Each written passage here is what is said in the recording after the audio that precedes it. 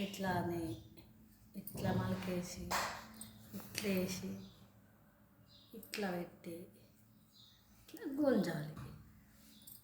గుంజిన అయిపోయి మాల ఇట్లానే కట్టుకోవాలి. పువ్వులు ఎన్నైనా పెట్టచ్చమ్మా?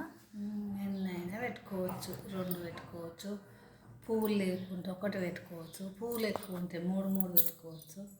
ఇంకా ఎక్కువ ఉంటే 4 పెట్టుకోవచ్చు. ఇట్లా చుట్టూ ఎన్ని చుట్టూ తిప్పుతున్నావు? చుట్లా చూపిస్తా. ఇట్లా అని ఇట్లా కిందికెళ్ళి తీయాలి.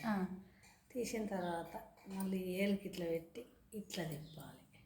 ఓకే. తిప్పిన తర్వాత ఇందులో పెట్టాలి, పూలలో పెట్టి ఇట్లా గుంచాలి.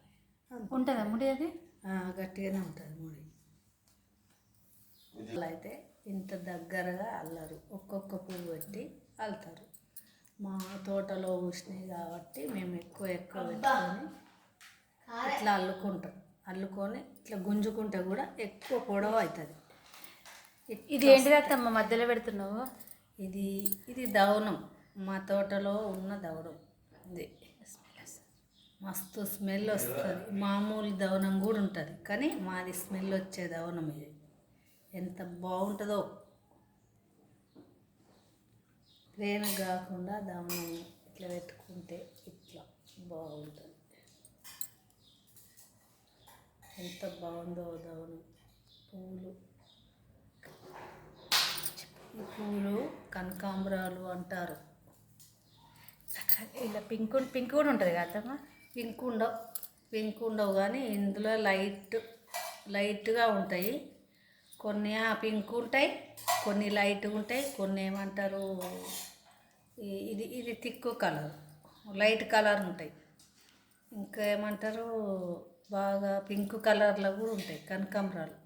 కానీ మాకు 3 రకాలు ఉన్నాయి మా ఇంట్లో. అప్పుడొకటి కట్టుకుంటాను నేను. అలా తెలియని వాళ్ళు ఇట్లా ప్రాక్టీస్ కోసం ఇట్లా పెట్టుకొని ఇట్లా అల్లుతారు.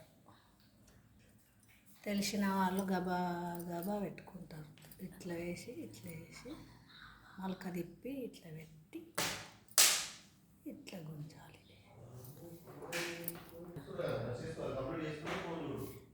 గులాబీ పూలు, చామంతి పూలు ఎంత బాగా వేచింది చూడండి మా అత్తమ్మ. పూజ పూలు మీకు చూపించేంత లోపల ఎంత మాల అల్లేసింది చూడండి. ఇంత ఫాస్ట్గా వెళ్తుంది మా అత్తమ్మ. ఎంత మాల అయింది అత్తమ్మ? 3 అయిందా? చూడండి. అంటే ఇది గుంజుతో 3 ఎక్కువనే ఉంటుంది. మన మార్కెట్లో అయితే దీన్ని మొత్తం సాగదీసి పెట్టేస్తారు. ఒక్కొక్కటే అల్లుతారు. అది నేను 4 అట్లా అల్లుతున్నా. 3 4 తొందరగా పూలు అయిపోవాలని అల్లుతున్నా. మాకు ఇంకా ఉన్నాయి తోటలో, తెంపడానికి నాకు టైం. నేను మందు కొట్టొచ్చిన మా కోడలు మా మన్మరాలు పోతుందని దెబ్బ అల్లుతున్నా. అల్లి నెట్టిలో పెడదామని అల్లుతున్నా. ఇట్లా లేకపోతే మంచి రెడీ అయ్యి మంచి కూర్చునేదాన్ని. బావి దగ్గర నుంచి వచ్చిన కాబట్టి ఇట్లున్నా.